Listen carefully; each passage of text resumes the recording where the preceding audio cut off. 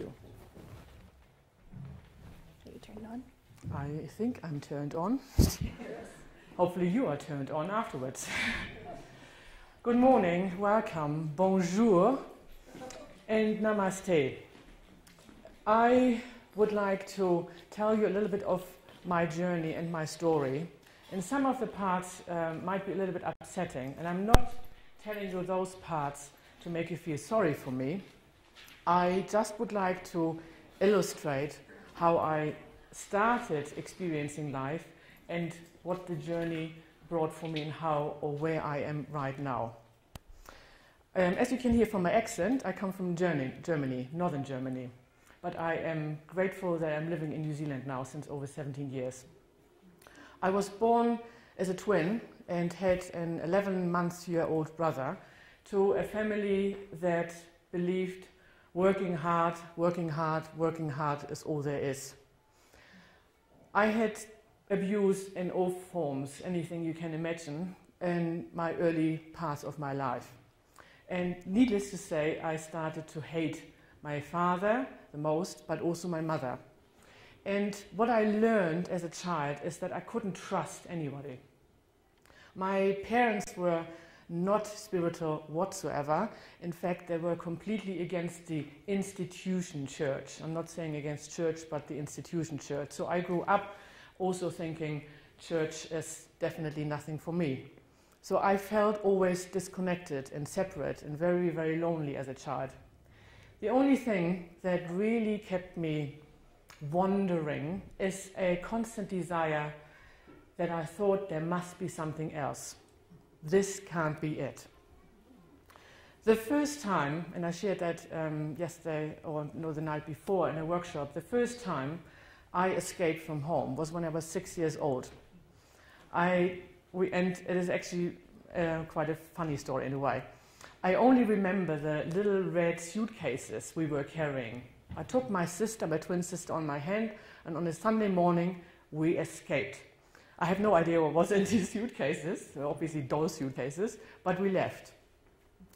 And so we walked through our village, and at some point we reached our farmer's house, and the farmer knew our family, and he was wondering what are these two girls doing at that time, Sunday morning, alone with the little suitcases.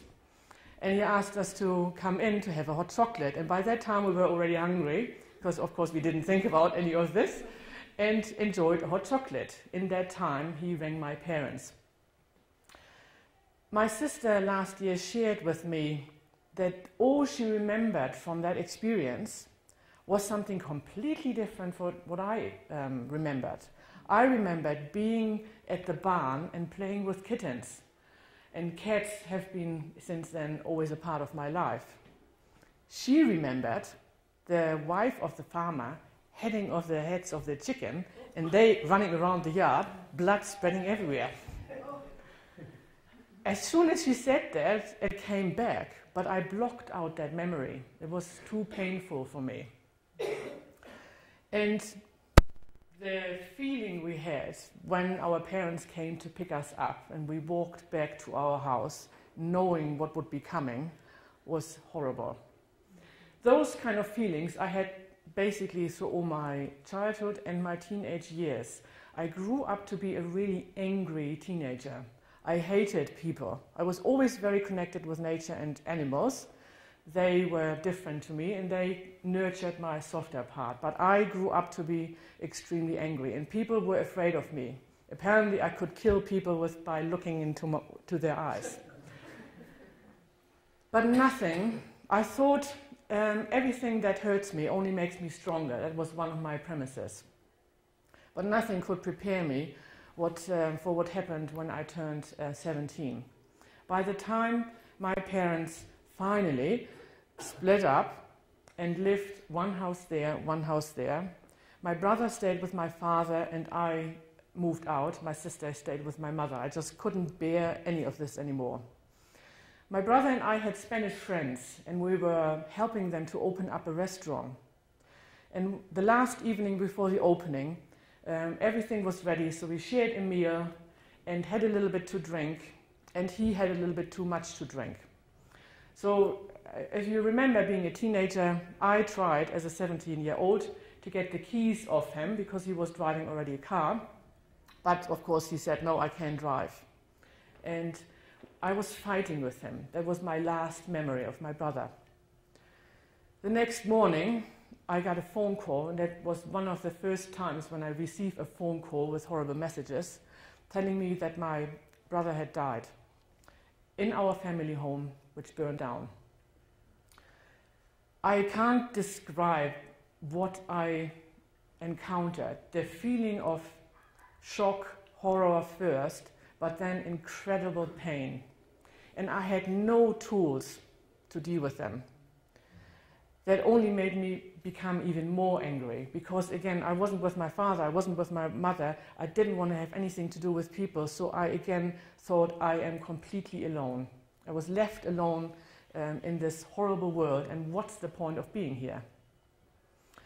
So this was the culmination of my teenagehood. And then I went into the hospitality industry. I started working my way up from a roommate to a hotel manager and worked in different parts of Germany, but then also overseas. And this was part of my best times of my life. I really enjoyed being in that industry. What I learned there is that there's no difference between a rich person and a poor person, because when you clean their room, they all wash their heads with water, they all go to the toilet, and they all drink and eat some food. There's no difference. One of my most famous people I encountered was Tina Turner. I'm not quite sure whether you know her, but I was a huge fan of her. And she was in my hotel, and I served her just straight fries in a hotel room. And when you see her without this big, massive hair, you couldn't recognize it was Tina Turner. She looked actually quite normal, like you and me. Because I had to work with her and couldn't go to her concert for that reason, I was then giving tickets to see Michael Jackson, who is another one of my big fans, which was another highlight. I experienced many highlights in that life. The hospitality industry taught me how life also can be. I saw different parts of the country, I saw different cultures, and the next really big experience I had when I went to Kenya. And this is where part of my talk comes in. It has to do with perception. I grew up and learned certain things on an energetic level, on a level of communication, but also on an intellectual level. I didn't really know anything about Africa, and I didn't know anything about black people. To be honest, I was afraid going there, and we were supposed to work with 2 Europeans in a hotel of 350 staff, all black. And I just didn't quite know how to deal with that, but I still wanted the experience. They were some of the kindest, gentlest, loving, beautiful people I've ever come across. Most of them had nothing. They walked to work for 3 to 4 hours and then back. Their families were living hundreds of miles away, and they saw them 6 weeks a year. They earned really little kind of an income. They had no education, but they made the effort to learn a few words in different languages so they could communicate with the tourists that were coming in. There was a lot of desire of communicating, making people feel welcome and respecting their culture. In return, unfortunately, I saw a lot of, I'm not mentioning the culture now, but a lot of tourists coming who were completely disrespectful to their culture and their needs. So again, I learned that if you come with a preset of ideas and you are not open to look at what might be different, you might have a completely different experience and just say, no, I don't like this, or I don't want to go there. But Kenya was one of the first times where I really opened up a little bit again. I met my then later husband, now ex-husband, and we worked together in another part of Germany, and then we went for a holiday. And we said, where would you like to go? I've never been anywhere. And he said, New Zealand. And I said, yes, I would like to go to New Zealand too. So when we arrived there, I landed in Auckland, and I had this feeling of coming home, or I really would like to stay here for a while, and I couldn't explain it. And by then, I still didn't have any idea about personal development, spirituality, but slowly there was an inner voice which was talking more or was getting stronger. And New Zealand, I think now, was the place I had to go. I thought so when we went and worked there. This is the place I can be furthest away from my father. There's no place further than Germany and New Zealand. And I thought, finally, I get rid of him. Little did I know that I took all the fear and all the feeling of pain with me. I sometimes woke up in the night and had nightmares. My whole body would freeze if I only heard an animal crawling on the roof, and just remembering my father coming up the stairs and me lying in bed feeling completely, what's the word? Stiff? Paralyzed is the word. I couldn't move. I could, obviously, but my body and my mind didn't allow me to, knowing what was coming. So I had all that fear with me. What it did to me is, when you have fear, and this is what I later on learned, anything that's fear or anger or emotions that are really strong are blocking your brain. They are going either into fight or into flight mode. And that means you cannot have wisdom or information coming through, and you also can't make any logical decisions. You will always make them based on fear. And most of you possibly know they are not necessarily the best ones. Making decisions out of fear or anger is usually not turning out so good.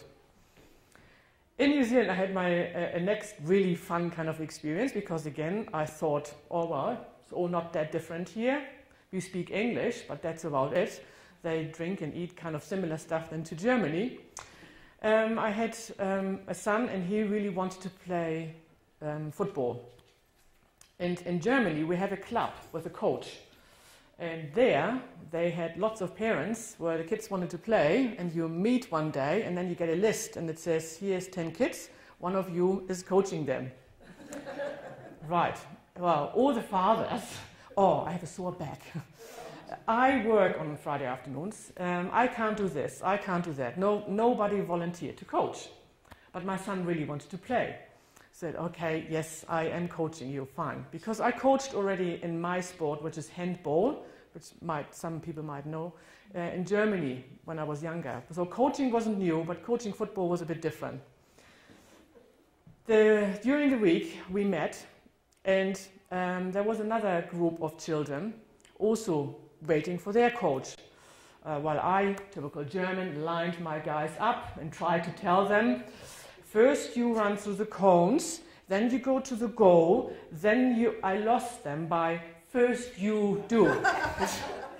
Boys are different. If you tell that to girls, they listen and they do it. Boys just want to go and take the ball and run. So I learned that during the time. But the other group on the other side, they were kids. They had no shoes, some of them. The T-shirts were ripped. And immediately, coming with my perceptions, I felt sorry for them. I thought, oh, poor people don't even have money to buy shoes. And the T-shirts are ripped apart, and some of the kids looked like they had no teeth, gaps in their teeth, looked really scruffy. No coach appeared. And then I said, well, would you like to join us? And they only had one ball. And that indicated that club obviously didn't have enough money to have 5 or 6 or 7 balls. So I invited them to come and ask, would you like to play against my guys? Yeah, well, they must have played with that ball a very, very long time, because it wasn't round anymore. It had this kind of oval shape. And when we started playing, I was horrified, because all those kids were running towards mine, tackling them to the ground, and trying to get their ball, running with it under the arm to the other side. And then their coach appeared and said to me, soccer and rugby doesn't match. I had never ever heard of rugby before. It's just a little example of preconceived ideas, making assumptions, and then all of a sudden, oh, it was completely different. I learned a few more of those things in New Zealand. New Zealanders do things a little bit differently, and one of them was communication. I come from northern Germany, and we are very direct. We say what we think, like that. And I made lots of people cry. And I thought, what's wrong with them? I just said what I think. And then because they don't really talk direct, it took some people a long time to talk around flower pots and making this long, big walk, trying to explain to me, we don't do that. And that was really hard for them, to be so honest.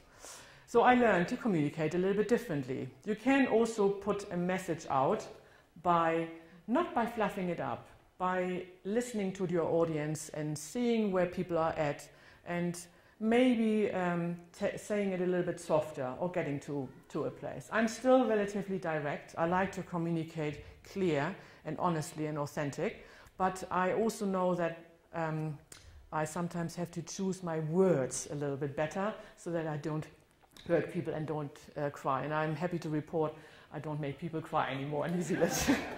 You are laughing, that's a good sign.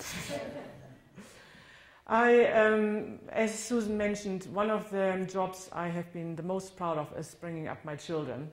I had 3 kids under 5, and I separated from my partner. And then I bought a preschool because I wanted to be with them, but I also had to earn an income. And in that preschool environment, I had to learn about how we learn, or how children learn, how the brain functions, how the mind works. And I really got interested in all this. And the other thing that happened, there were different kinds of schools, but where I was living, there was only a Catholic school. And initially I was a bit reluctant. I didn't call myself Christian. I definitely wasn't a Catholic. And I wasn't quite sure whether I wanted my kids there. But then I decided I was deprived of spirituality. I had parents who made a judgment about it, and that shut me off completely from a side that is extremely essential, or that is basically us. So I wanted them to experience church on their own and make up their own mind. And I put them into that school. And they made up their own mind. I think they were really, really lovely principals, and they learned morals in a different way. And they also connected with their own spirituality, but on their own terms. I didn't mention anything, I didn't judge anything, they were just experiencing them themselves. When I came into the church and sat down and the children would start singing, would burst into tears immediately. And I thought, this is really strange. And I felt very uncomfortable with this, especially when people are around. I would have liked to let that stuff go when I was alone. And what I realized is all the fear and all the pain that I experienced was bottled up and really needed a way to be released. The biggest part with my brother was that I never could say goodbye, that I never could tell him I love him, that I never could hug him again. And again, at the time, I had no tools to understand I can do that spiritually, I can do that internally, I can do that in other ways. I saw bodies as the only thing there is. And I had done counseling, I've done therapy, I've done shamanic healing, I've done everything, but I still had this place in my body that felt really empty and extremely sad about that. I was very close to my brother. 2 years ago, my twin sister was diagnosed with cancer. And she is on a different journey than I am. I have experienced natural healing, natural therapy, all these kind of things in New Zealand, and am very much fond of them. But she didn't, because she was still back in Germany. So at the time when it happened, what I did is I bombarded her with information how she can beat this cancer, and pushed any idea she had about chemotherapy and radiation completely down. At the time of her greatest need, I fought with her. But then I already had tools learned by then that I recognized that and realized this is not the way to go. I'm going the same way as I did with my brother. all she needs from me is me loving her and accepting and trusting whatever she does is right for her. That's all she needs. She invited me last year to come to Germany, and we haven't seen each other for 8 years because 3 kids traveling is very expensive, so we haven't seen each other often. And I spent 3 beautiful weeks with her. And you have to apologize, it's coming up again, which did when he's singing already. We were saying all the things that needed to be said, which I couldn't say to my brother. The most important thing to say to her was, I love you. There's nothing more important than that. And by the time she blossomed, while I was there, she gained weight. She could get up again. We were doing walks. We went shopping. The greatest gift of my sister was going shopping. I'm constantly wearing her clothes now because I got quite a lot of her things. And shopping was for me like, I'd rather travel than go shopping. But that was her joy. Again, I accepted that and I did everything and I was just present. And she had the 3 most wonderful weeks, which she had over years and years and years, which she wrote to me in a letter when I left. On Tuesday, her anniversary is coming up because she passed shortly after I left. But the biggest gift she gave me was peace of mind. I'm sad, but I also know she is at a better place now. I will follow her. And I said everything I needed to say. There's nothing left. And she knew when she went, I love her. That was the biggest gift anyone has ever given me, because I could now deal with my brother. That took me 51 years. Oh, not quite. It was 33 years ago. But it took me that long to understand that and to realize that. And after that, there was no more fear. I also lost all the fear through the tools I learned, and this is part of the tool I'm teaching here at this weekend. I lose all that fear, because everything that is happening out there is only a reflection of what is within me. When I was really angry and aggressive, I attracted more of that stuff into my life. Now I live joy and love and peace, and everything is changing. But it's not the outside I'm trying to change. It's always what's within that I'm changing.